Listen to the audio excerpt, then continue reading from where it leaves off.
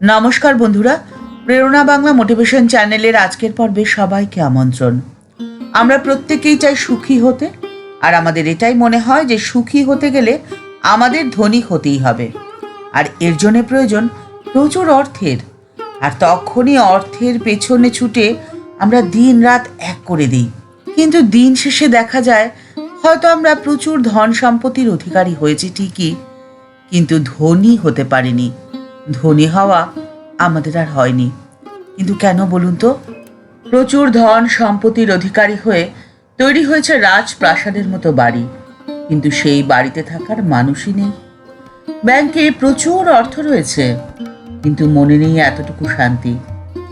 ঘরে হাতে রয়েছে নামি দামি ব্র্যান্ডের অনেক ঘড়ি, কিন্তু আপনার অসময় আপনার পাশে থাকার মতো সময় তাদের হাতে নেই। শিক্ষার ঝুলিতে ডিগ্রি রয়েছে প্রচুর, কিন্তু অন্তরে নেই জ্ঞানের আলো। ঠাকুরের ভাষায় চৈতন্যের উদয় তাদের হয়নি। অথচ আপনার কাছে যদি টাকার প্রাচুর্য না থাকে, তাহলেও আপনি কিন্তু ধনী হতে পারেন। পৃথিবীর সর্বশ্রেষ্ঠ ধনী মানুষ আপনি হতে পারেন, যদি আপনার কাছে এই চারটি সম্পদ থাকে। টাকার অঙ্কে কিন্তু ধনী দরিদ্র বিচার করা সম্ভব নয়। তার রয়েছে প্রধানত তিনটি কারণ। প্রথম, পরিশ্রম করলে অর্থ উপার্জন করা সম্ভব, কিন্তু ভাগ্য না থাকলে এই চারটি সম্পদ আপনি কিছুতেই পাবেন না। দ্বিতীয়, টাকা আপনার কাছে চিরস্থায়ী নয়। আজ হয়তো আপনার কাছে প্রচুর ব্যাংক ব্যালেন্স নেই, কিন্তু কালকে হবে। আবার আজকে হয়তো আপনি প্রচুর ধন সম্পদের অধিকারী, কিন্তু কালকে আপনি কপর্দক শূন্য হতেই পারেন। কিন্তু যদি আপনি জীবনে এই চারটি সম্পদ একবার অর্জন করেন, তাহলে সারাটি জীবনের জন্য সেই সম্পদ আপনারই থাকবে। আপনি আজন্ম ধনী হয়েই বাঁচবেন এবং মৃত্যুর পরেও সেই সম্পদ অমলিন থাকবে। আর তৃতীয় কারণটি হলো, কথায় বলে অর্থই অনর্থের মূল। ঠাকুর বলেছেন, টাকা মাটি, মাটি টাকা। বাস্তবে যাদের যত বেশি সম্পদ, তাদের চিন্তাভাবনার পরিধিও ততটাই বেশি। কারণে বাহ্যিক সম্পদ, যা ব্যবহার করলে ফুরিয়ে যাবে। তাই তাকে সযত্নে সাবধানে রাখার জন্য প্রয়োজন যথেষ্ট ভাবনা চিন্তার। কিন্তু আপনি যদি এই চারটি আন্তরিক সম্পদ অর্জন করতে পারেন, তাহলে সেই সম্পদ কোনো দিন ফুরিয়ে যাবে না। আপনি যতই ব্যবহার করুন, সেই সম্পদ অক্ষুণ্ণ থাকবে আপনার কাছে। বা এই কথাটি বলা ভালো যে আপনি সেই সম্পদ যত ব্যবহার করবেন, উত্তরোত্তর তত তা বৃদ্ধি পাবে। এখন সেই সম্পদগুলো কি বলুন তো? প্রথম, নিঃস্বার্থ ভালোবাসা। আপনি যদি কাউকে নিঃস্বার্থভাবে ভালোবাসেন, ঠিক ততটাই ভালোবাসা আপনি ফেরত পাবেন। আর আপনি যত ভালোবাসা দেবেন, ঠিক ততটা ভালোবাসা যখন আপনার কাছে ফেরত আসবে, আপনি তখন অন্তর থেকে পরিপূর্ণ হয়ে উঠবেন ধীরে ধীরে। আপনার ভালোবাসার শক্তিতে আপনি দ্বিতীয় যে সম্পদটি অর্জন করবেন, তা হলো সমব্যথী। আপনার দুঃখে, আপনার কষ্টে, আপনার যন্ত্রণায় একজন প্রকৃত সমব্যথী আপনি যদি অর্জন করতে পারেন, তাহলে আপনি মনে করবেন যে আপনি পৃথিবীর শ্রেষ্ঠ ধনী মানুষ। কারণ সমব্যথী পাওয়া অত সহজ নয়। অর্থ দিয়ে তা কেনাও যায় না এবং বাজারে তা বিক্রিও হয় না। তৃতীয় যে সম্পদটি আপনি অর্জন করতে পারেন, তা হলো একজন সত্যিকারের বিশ্বাসী বন্ধু, যা অতি দুর্লভ। আপনার বিপদে, আপনার অসময় যে হাতটি আপনার দিকে এগিয়ে আসে, সেই হাতটি তো যথার্থ বন্ধুর হাত। আপনাকে সেই হাতটিকে অর্জন করে নিতে হবে, কিনে নিতে হবে সেই হাতটি। আর সেই হাতটি আপনি কখন অর্জন করতে পারবেন জানেন? সেই হাতটি আপনি তখনই অর্জন করতে পারবেন যখন আপনি চতুর্থ সম্পদটি অর্জন করে নেবেন। সেই সম্পদটির নাম হলো জটিলতাহীন নিষ্পাপ একটি মন। সেই মন যখন আপনার তৈরি হয়ে যাবে, তখন আপনি পৃথিবীর সব থেকে শ্রেষ্ঠ ধনী মানুষ হয়ে যাবেন। আর এই চারটি সম্পদে পরিপূর্ণ একটি সুন্দর মালা গাঁথার প্রধান সুতোটির নামই হলো ভালোবাসা। ঠাকুর এবং স্বামীজির এই ভালোবাসার আদর্শেই রামকৃষ্ণ মঠ ও মিশন পরিচালিত হচ্ছে, যার নাম শিবজ্ঞানে জীবসেবা।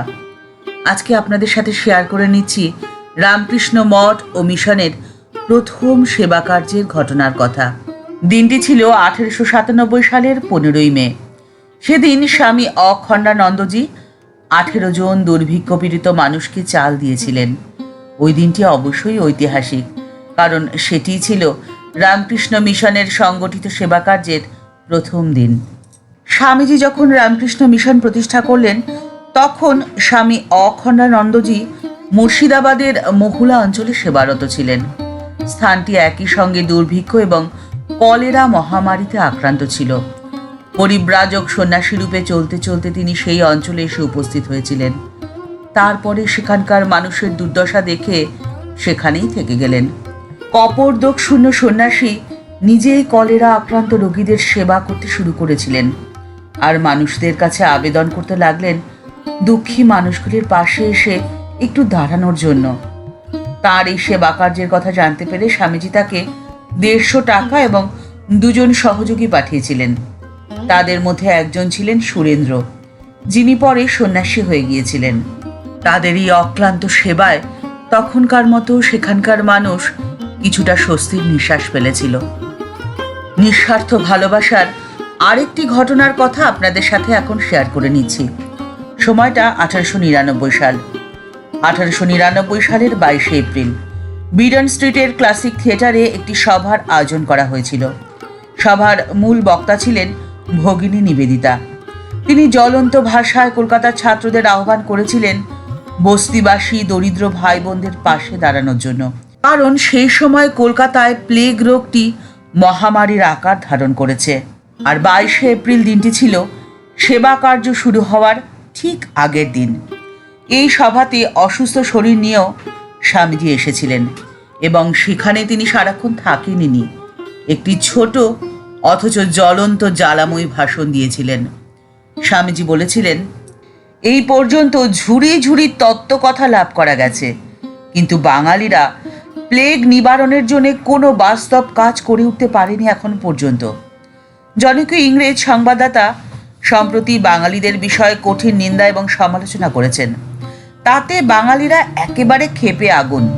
কিন্তু যতক্ষণ না বাঙালিরা নিজেদের আলস্য ঝেড়ে ফেলে বাস্তব কাজের দ্বারা নিজেদের মানুষ বলে প্রমাণ করতে পারছে, ততক্ষণ তারা তাদের গায়ে ছেটানো কলঙ্ক দূর করতে বা স্বদেশের উপরে চাপানো গ্লানি মোচন করতে কিছুতেই পারবে না।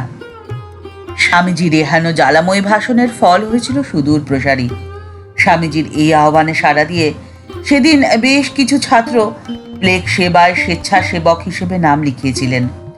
তাদের নিয়ে ভগিনী নিবেদিতা এবং স্বামী সদানন্দজি বস্তি পরিষ্কারের কাজ করেছিলেন।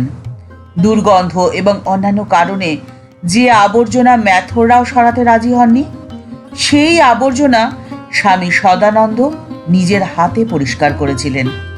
কারণ মানুষের প্রতি ভালোবাসা লোক দেখানো ছিল না, ছিল একদম নিঃস্বার্থ ভালোবাসা। আপনার যদি নিঃস্বার্থ ভালোবাসায় অন্তর পরিপূর্ণ থাকে, তাহলে আপনি পকেটে 1 টাকা নিয়েও হতে পারেন বিশ্বের সেরা ধনী। ঠাকুরমা ও স্বামীজির চরণে প্রণাম জানিয়ে আজকের পর্ব এই পর্যন্তই। দেখা হচ্ছে পরের পর্বে। ভিডিওটি যদি ভালো লেগে থাকে তাহলে তা শেয়ার করার অনুরোধ রইল। আর এই চ্যানেলটি ভালোবেসে যারা এই পরিবারের সদস্য হয়ে গেছেন তাদের জানাই ভালোবাসা, শ্রদ্ধা ও প্রণাম। আর যারা এখনও এই চ্যানেলটি সাবস্ক্রাইব করেননি তাদের কাছে বিনীত অনুরোধ রইল চ্যানেলটি সাবস্ক্রাইব করে বেল বাটনটা ক্লিক করে দিয়ে অল বাটনটিতে ক্লিক করে দেওয়ার জন্যে। তাহলে এই চ্যানেলে ভিডিও আপলোড হওয়ার সাথে সাথেই আপনার কাছে নোটিফিকেশন চলে যাবে। সবাই ভালো থাকবেন, সুস্থ থাকবেন। নমস্কার।